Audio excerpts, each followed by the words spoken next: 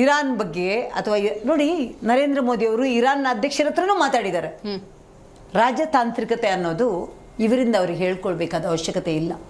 ಗೊತ್ತಿದೆ ಅವರಿಗೆ ದೇಶವನ್ನು ಯಾವ ಥರ ರಕ್ಷಣೆ ಮಾಡ್ಕೋಬೇಕು, ದೇಶಕ್ಕೆ ಏನೇನು ಬೇಕು ಅನ್ನೋದು ಖಂಡಿತವಾಗ್ಲೂ ಕಾಂಗ್ರೆಸ್ ಅವರ ಹತ್ರ ಪಾಠ ಹೇಳಿಸ್ಕೊಳ್ಳುವ ಅವಶ್ಯಕತೆ ನರೇಂದ್ರ ಮೋದಿ ಅವರಿಗಿಲ್ಲ. ಹೌದು, ಕ್ರೈಸಿಸ್ ನಡೀತಾ ಇದೆ, ಇಲ್ಲ ಅಂತ ನಾವು ಹೇಳ್ತಾ ಇಲ್ಲ.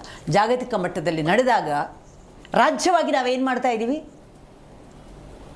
ಕಾಂಗ್ರೆಸ್ಸಿನ ಪದಾಧಿಕಾರಿಗಳು ಮಹಿಳೆಯರು ಹೋಗಿ ಕಟ್ಟಿಗೆಯಲ್ಲಿ ಟೀ ಮಾಡ್ಕೊಂಡು ನಿಮ್ಮ ಮನೆಯಲ್ಲಿ ಬಹುಶಃ ಗ್ಯಾಸ್ ಕಮ್ಮಿ ಆಗಿದೆ, ಟೀ ತಗೊಳ್ಳಿ ಅಂತಾರೆ.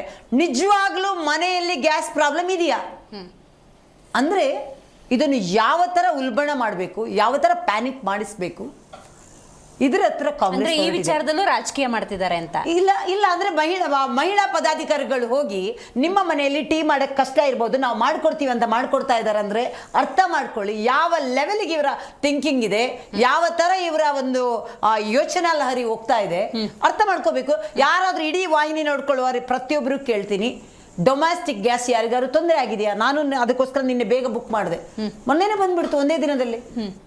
ಮನೆಯಲ್ಲಿ ನಿಮ್ಮ ಮನೆಯಲ್ಲಿ ಟೀ ಮಾಡಕ್ ತೊಂದರೆ ಇದೆ ಅಂತ ಹೇಳಿ ಕಾಂಗ್ರೆಸ್ನ ಮಹಿಳಾ ಪದಾಧಿಕಾರಿಯವರು ರಸ್ತೆಯಲ್ಲಿ ಕಟ್ಟಿಗೆಯಲ್ಲಿ ಟೀ ಮಾಡಿಬಿಟ್ಟು ಮಾರ್ಕೆಟ್ ಅಲ್ಲಿ ಕೊಡೋದನ್ನು ನಾನೇ ಕಣ್ಣಾರೆ ನೋಡಿದೆ. ಯಾಕೆ ಅಂತ ಕೇಳಿದಾಗ ಹೇಳ್ತಾರೆ ಅವ್ರ ಮನೆಯಲ್ಲಿ ಕಷ್ಟ ಇರ್ಬೋದು, ಗ್ಯಾಸ್ ಇಲ್ಲದೆ ಇರ್ಬೋದು ಅಂತ. ಅಂದ್ರೆ ನಿಜಕ್ಕೂ ಮನೆಯಲ್ಲಿ ಗ್ಯಾಸ್ ತೊಂದರೆ ಆಗಿದೆಯಾ, ಡೊಮೆಸ್ಟಿಕ್ ತೊಂದರೆ ಆಗಿದೆಯಾ? ನಿಮ್ ಪಕ್ಕದಲ್ಲಿ ಒಂದು ದೃಶ್ಯ ಕಾಣಿಸ್ತಿದೆಯಾ ಅಲ್ಲಿ ಮಾನಿಟರ್ ಅಲ್ಲಿ?